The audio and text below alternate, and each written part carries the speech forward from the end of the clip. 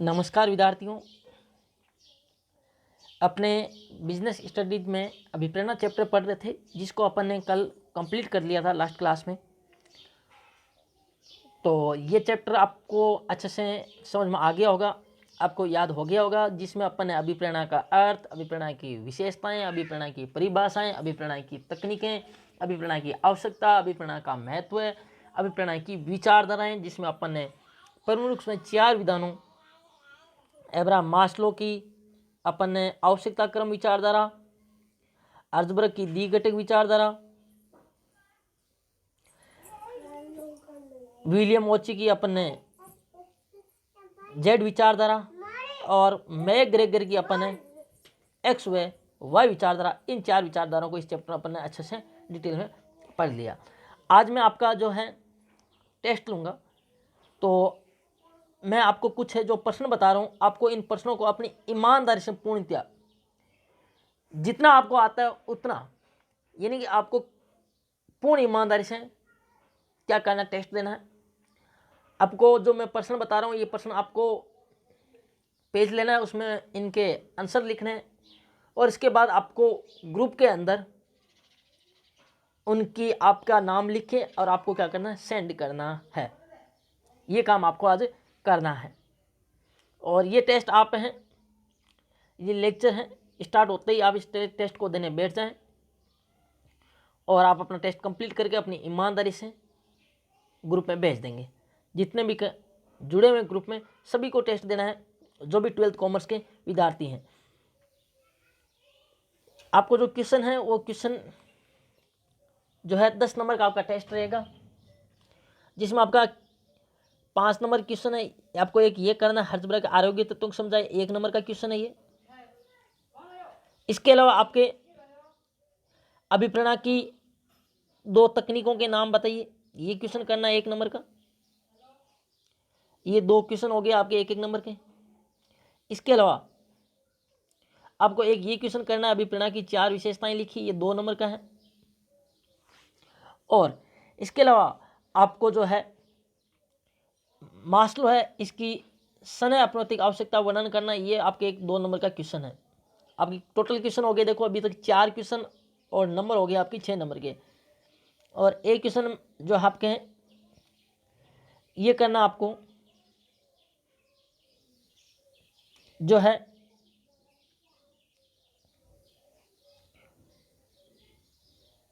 जो हर्जबर्ग है उनकी जो अभिप्रेरणा विचारधारा है उसकी आलोचनात्मक विवेचना कीजिए। एक ये क्वेश्चन करना आपके 4 नंबर का। तो आपके टोटल क्वेश्चन हो गए 5 और आपके ये 10 नंबर का टेस्ट हो गया। 1-1 नंबर के 2 क्वेश्चन, 2 क्वेश्चन 2-2 नंबर के और 1 क्वेश्चन 4 नंबर का। और आपके टोटल क्वेश्चन हो गए 5। ये 5 क्वेश्चन आपको करने हैं और आंसर लिख के आपको इसे ग्रुप में भेजना है। आज अपन नए चैप्टर की शुरुआत करेंगे और आज का जो अपना चैप्टर है बहुत ही अच्छा चैप्टर है, लीडरशिप, नेतृत्व। यह चैप्टर भी अपने 4 नंबर का है, 4 मार्क्स का चैप्टर है। छोटा सा चैप्टर है और सिंपल चैप्टर है, समझने में आसान रहेगा। नेतृत्व, लीडरशिप। देखो नेतृत्व क्या होता है, लीडरशिप क्या होती है, सबसे पहले ये जानना है। कई बार आप अमूमन शब्द यूज करते हैं कि आजकल तू नेता ज्यादा बन रहा है कुछ, या अपन किसी को कहते हैं कि जो है आजकल तेरे के अंदर नेता वाले गुण आ रहे हैं, या आजकल तू नेता ज्यादा बनने लग गया, ज्यादा नेतागिरी मत कर, नेतागिरी करना छोड़ दे। तो ये क्या है नेतागिरी? ये लीडरशिप ही है, नेतृत्व ही है। यानी कि जब आप किसी विशेष क्षेत्र में, देखो लोग क्या करते हैं, नेतृत्व शब्द को, नेता शब्द को, जो नेता शब्द होता है इसे पॉलिटिकल के लिए क्या मानते हैं, रूढ़ शब्द मानते हैं कि नेता का मतलब ये नहीं है कि आप बीजेपी से हो या कांग्रेस से हो या आम आदमी पार्टी से हो, ये मतलब नहीं है नेता का मतलब। लेकिन वर्तमान में इसको रूढ़ शब्द कर लिया गया, नेता का मतलब पार्टी से नहीं। नेता वो है जो अपने क्षेत्र में एक विशेष स्थान रखता है और उन क्षेत्रों को आगे ले जाने के लिए क्या करता है, प्रयास करता है, उनकी लीडरशिप करता है, नेतृत्व करता है। यानी कि प्रत्येक क्षेत्र में नेता होता है। शिक्षा के क्षेत्र में हो सकता है, कृषि के क्षेत्र में हो सकता है, आपके जो है चुनावी राजनीतिक क्षेत्र में हो सकता है, धार्मिक क्षेत्र में हो सकता है। जैसे धार्मिक नेता होते हैं बहुत सारे जो उनका नेतृत्व करते हैं, शैक्षिक एजुकेशन लीडर होते हैं, आपने देखे होंगे शिक्षक संघ के नेता।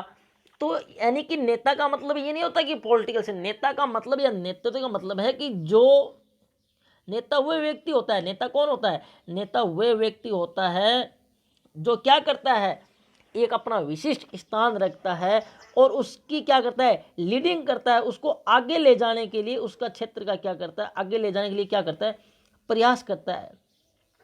और ध्यान रखना, जो लीडिंग करता है नेता करता है। जैसे कभी आपने विद्यालयों में 15 अगस्त या 26 जनवरी पर आपने कभी विद्यालयों में परेड देखी होगी।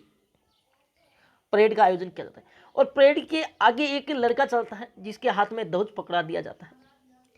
वो क्या करता है, परेड का क्या करता है, नेतृत्व करता है, परेड का लीडिंग करता है। इसीलिए उसे क्या कहा जाता है, लीडर कहा जाता है। कभी आपने देखा होगा परेड में लीडर, उसे क्या कहा जाता है, लीडर कहा जाता है। यानी कि उसे क्या कहा जाता है, लीडर कहा जाता है। क्यों कहा जाता है लीडर, क्योंकि वो परेड का क्या करता है, नेतृत्व करता है। यानी परेड उसके अनुसरण में, यानी कि जो पीछे उसके होते हैं वो कहलाते हैं अनुयायी, फॉलोवर। प्रत्येक नेता के फॉलोअर होते हैं, चाहे पॉलिटिकल के हो, चाहे आपने देखा होगा कि भारत के प्रधानमंत्री हैं उनके इंस्टाग्राम पर इतने फॉलोवर हैं, यूट्यूब पर इतने हैं, तो फेसबुक पे इतने, ये सब क्या है, फॉलोवर उनके क्या है, आते हैं अनुयायी होते हैं जो उनको क्या करते हैं, फॉलो करते हैं, उनके एक इशारे पर आतुर रहते हैं कार्य करने के लिए। वो अपने नेता की क्या करते हैं, बात मानते हैं। तो जो लीडर होता है, ये नेतृत्व जो ये परेड में देखो लीड करे, इसलिए अपन इसको क्या कहते हैं, लीडर कहते हैं, नेतृत्व के। ये सब इसके फॉलोवर होते हैं जो पीछे चल रहे होते हैं स्टूडेंट। यदि लीडर गलत करेगा तो पीछे फॉलोवर भी गलत करेंगे, लीडर सही करेगा तो पीछे फॉलोअर भी सही करेंगे। अगर परेड चलते चलते मान लो परेड को बाएं मुड़ना है, लेकिन अगर लीडर दाएं मुड़ जाता है तो ये पीछे वाले भी क्या मुड़ जाएंगे, दाएं मुड़ जाएंगे, क्योंकि ये किसके नेतृत्व में चल रहे हैं, इस लीडर के नेतृत्व में चल रहे हैं। तो आपका ये भ्रम तो टूट गया होगा कि नेता का मतलब राजनीतिक पार्टी से संबंध नहीं होता है। नेता का मतलब है चाहे वो किसी भी क्षेत्र में, विशिष्ट क्षेत्र में अपना क्या रखता हो, स्थान रखता हो और उसके आगे ले जाने के क्या करते हो, प्रयास करता हो, वही क्या कहलाता है, नेता कहलाता है। नेता धार्मिक नेता हो सकता है, शैक्षिक नेता हो सकता है, समाज में सामाजिक नेता हो सकता है, राजनीतिक नेता हो सकता है। तो यानी नेता का मतलब जो किसी क्षेत्र में क्या करे, आपका लीड करे। जैसे परेड में मैंने आपको बताया ये परेड का लीडिंग कर रहा है, तो ये होता है आपका नेता और वो करता है नेतृत्व। अब जो नेता होता है अगर नेतृत्व करता है तो सफलता असफलता इसके लिए भी किसको जिम्मेदार ठहराया जा सकता है, नेता को। इसके लिए भी किसको जिम्मेदार ठहराया जा सकता है, नेता को। जो क्या कर रहा है, मान लो जो किसी पार्टी का किसी का क्या कर रहा है, जो लीडर है, अगर अब समझो कि अगर वो पार्टी, आपने कभी देखा होगा कि अधिकारी होते हैं, अधीनस्थ होते हैं, अगर जिम्मेदारी सौंपी जाती है, किसी की जवाबदेही होती है, किसकी बनती है, रिस्पॉन्सिबिलिटी अधिकारियों को। आगे कई बार सुना होगा आपने कि ना आप नहीं कर सकते, मुझे भी आगे जवाब देना पड़ेगा। तो ये तो क्या है, आगे जवाब देना पड़ता है, आपकी जवाबदेही। तो यानी किसी कार्य में सफलता या सफलता ये क्या है, पार्टी अगर किसी की भी हो, अपन बात नहीं करेंगे, तो वो किस पर है, नेता पर। तो इसकी जिम्मेदारी किसका होता है, मतलब भाई किसी भी, जैसे मान लो अगर अपन चुनावी बात करें, राजनीतिक बात करें, अगर किसी दल की हार या जीत होती है, अगर किसी भी दल की हार या जीत होती है, तो उस हार या जीत का जिम्मेदार कौन होता है, सिर्फ नेतृत्व होता है। कौन होता है, सिर्फ नेतृत्व होता है। इसीलिए कई बार आपने देखा होगा पार्टी की हार पर जो शीर्ष नेता होते हैं वो अपने पद से इस्तीफा दे देते हैं कि इस हार की जिम्मेदारी मैं लेता हूं और अपने पद से इस्तीफा देता हूं। तो ये नहीं कि हार की असफलता की जिम्मेदारी किसकी होती है, शीर्ष नेतृत्व की, उनकी होती है। तो यानी कि नेता का मतलब आप अब समझ गए होंगे। अपन इसको थोड़ा आगे पढ़ते हैं।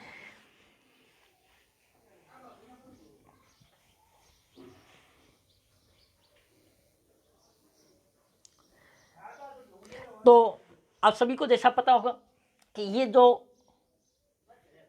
पुस्तक है अपनी व्यवसाय अध्ययन की, तो मैनेजमेंट में अपन पढ़ेंगे लीडर, और इसमें अपन नेता के गुण भी पढ़ेंगे कि एक नेता के अंदर क्या गुण होना चाहिए, वो सारी बातें अपन इस अध्याय में पढ़ेंगे। तो सबसे पहले अपन पढ़ते हैं, प्रबंध जगत में नेतृत्व का अपना एक विशिष्ट स्थान है। एक संस्था की सफलता या असफलता हेतु काफी हद तक कौन जिम्मेदार होता है? नेतृत्व जिम्मेदार होता है। बिल्कुल सही बात है, मैंने आपको अभी बताया भी। देखो, कुशल नेतृत्व के अभाव में कोई भी संस्था सफलता के सोपानों को पार नहीं कर सकती। सीधी सी बात है, अगर कुशल नेतृत्व नहीं होगा, अभाव यानी कमी, कुशल नेतृत्व के अभाव में कोई भी संस्था हो, किसी भी प्रकार की संस्था हो, चाहे व्यवसायिक हो, चाहे धार्मिक हो, चाहे सामाजिक हो, वो सफलता के चरणों को पार नहीं कर पाएगी, यानी सफल नहीं हो पाएगी। यानी इसलिए सबसे पहले कुशल नेतृत्व होना जरूरी है। आपने कई बार युद्ध देखे होंगे, अगर सेनापति अगर जो है, इसलिए सेनापति कुशल होना चाहिए। अगर आपने सुना होगा कि राजा अगर कुशल नहीं होगा तो पीछे सेना कुछ नहीं कर पाएगी।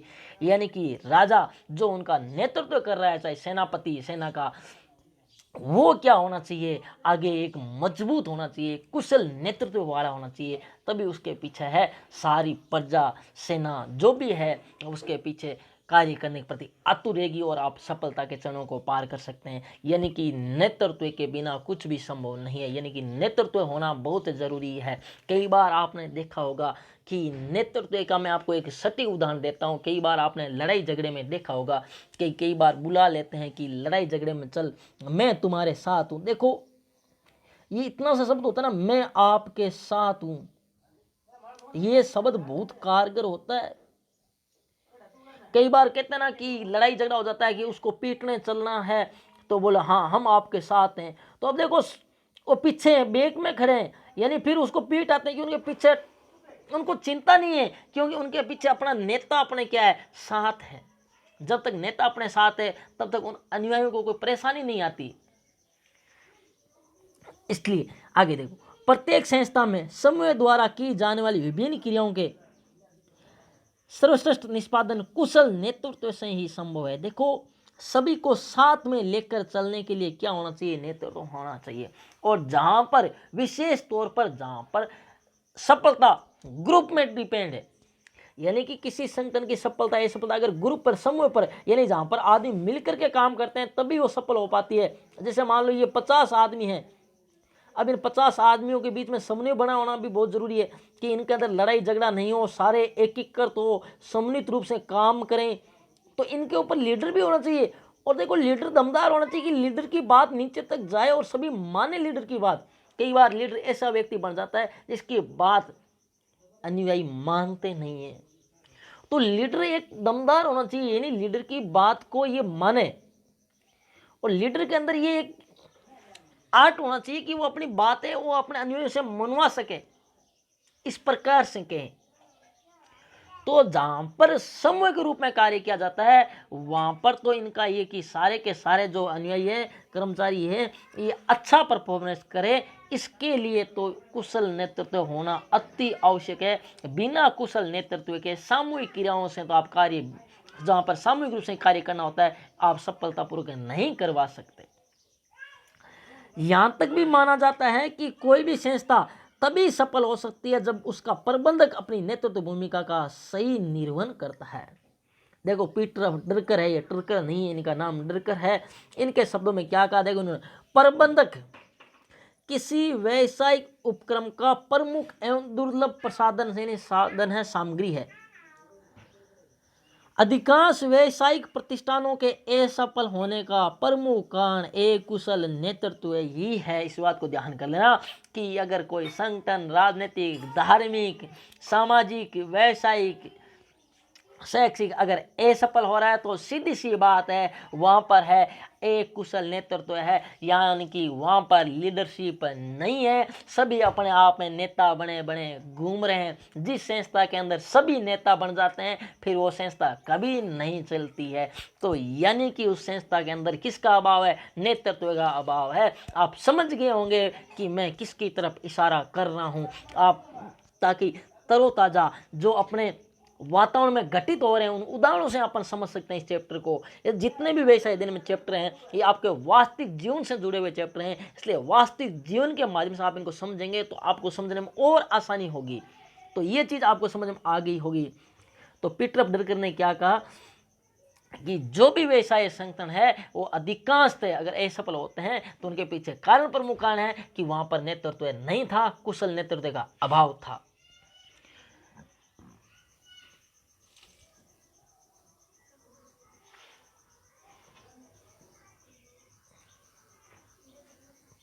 आगे देखो अर्थ एवं परिभाषा।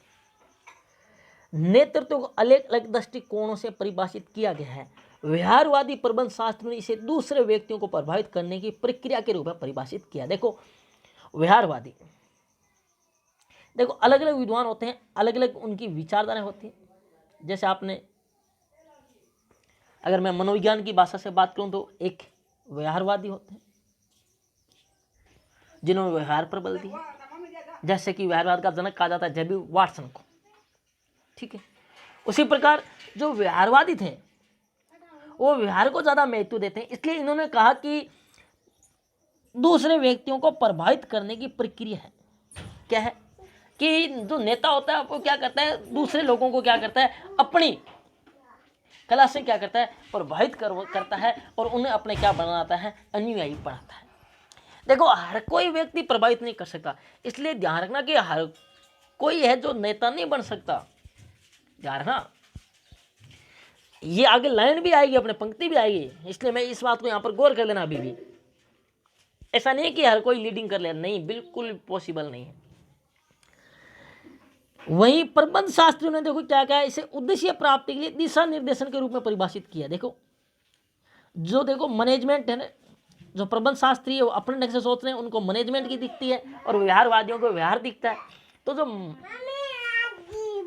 जो प्रबंध शास्त्री है वो तो कहते हैं कि, प्रबंध शास्त्री कहते हैं कि नेता क्या है कि वो क्या करते हैं, किसी संस्था के उद्देश्यों की प्राप्ति के लिए क्या करने काम देते हैं, दिशा निर्देश देने का काम करते हैं, यानी कि निर्देशन का आदेश देने का काम करते हैं, कि आप गाइडेंस करने का काम करते हैं। वो क्या कह रहे हैं कि ये काम कर रहे हैं उद्देश्य प्राप्त करने के लिए, किसी कार्य के संगठन को प्राप्त करने के लिए गाइडेंस देने का काम करते हैं। कौन? नेता, ठीक है, गाइड करने का काम करते हैं। लेकिन जो व्यवहारवादी है वो कह रहे हैं ना, ये क्या करते हैं, नेता क्या करते हैं, लोगों को प्रभावित करते हैं, प्रभावित करने की प्रक्रिया है, और उनको प्रभावित, दूसरे व्यक्तियों को प्रभावित करके, और आकर्षण की शक्ति होती है इनके अंदर। देखो नेताओं में आकर्षण की शक्ति होती है, चाहे नेता कौन सी, चाहे राजनीतिक हो। मैंने आपको नेता का मतलब अब आप समझ गए होंगे कि रूढ़ का नहीं है, नेता का मतलब राजनीतिक पार्टी संबंध नहीं है। नेता का मतलब है चाहे वो जिस भी क्षेत्र का हो, अपने क्षेत्र के क्या करें। जैसे कि आप यदि एजुकेशन को आगे ले जा रहे हैं, एजुकेशन को बढ़ावा दे रहे हैं, आप एजुकेशन के फील्ड में काम करें तो आप एजुकेशन क्षेत्र के नेता हैं। आपके जैसे आपने देखा होगा शिक्षा विभाग में, आपने देखा होगा कि बहुत सारे शैक्षिक संघ बने हुए हैं, उनके शिक्षा संघ के नेता, खूब नेता बने हुए हैं शिक्षक संघ के, ठीक है। ये आप जिस भी क्षेत्र काम,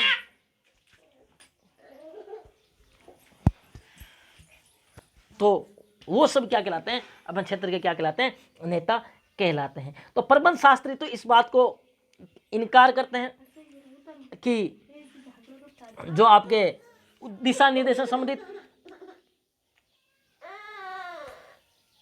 और जो व्यवहार शास्त्री होते हैं ये भी आपके इन बातों से, दोनों बातें की अलग अलग कहते हैं। अब आपको ये देखो, आगे देखते हैं अपन। सामान्य शब्दों में देखो, नेतृत्व तो आशय किसी व्यक्ति के उस गुण से हैं जिसके माध्यम से वह अन्य व्यक्तियों को क्या करता है, मार्गदर्शन करता है। अब नेतृत्व तो कुछ परिभाषाएं, इसको अपन नेक्स्ट वीडियो में पढ़ेंगे। अब देखो एक बार इसको दोबारा पढ़ लेते हैं अर्थ को। देखो नेतृत्व को अलग अलग दृष्टिकोण मैंने आपको बताया, इसको अपना जिसकी जितनी अपनी विचारधारा होती है, थिंकिंग होती है, उस हिसाब से करते हैं। व्यवहारवादी प्रबंध शास्त्रियों ने क्या कहा, दूसरे व्यक्तियों को प्रभावित करने की प्रक्रिया, जो कैसा थे, व्यवहारवादी, ठीक है। और इसके अलावा जो अन्य प्रबंध शास्त्री थे जो व्यवहारवाद को नहीं मानते थे, उन्होंने क्या कहा कि ये उद्देश्य प्राप्ति के लिए क्या है, दिशा निर्देशन के रूप में है। तो इस बात को आपको ध्यान में रखना है, इसको आपको दोबारा देखना है और आपको टेस्ट देना है। तब तक के लिए धन्यवाद। बाकी अगली कक्षा में अपन परिभाषा पढ़ाएंगे और नेतृत्व विशेषताएं पढ़ेंगे।